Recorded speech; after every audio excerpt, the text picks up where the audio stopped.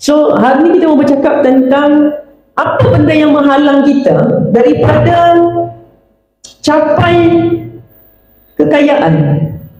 Sebab tuan pun datang ke sini mestilah niat dia mau kaya, betul? Sebab tajuk kita seminar kaya dengan emas. Kalau seminar kita seminar miskin dengan emas, orang yang teringin untuk kaya tak datang, kan? Tapi seminar kaya dengan emas mesti kita cerita cara untuk buat kaya. Sebelum kita cerita cara untuk buat kaya, kita kena jawab dulu soalan, kenapa kita nak kaya? Padahal duit masuk banyak. Dan tuan-tuan, sebelum saya aktif buat public good ni, saya banyak go through secara personal kewangan orang.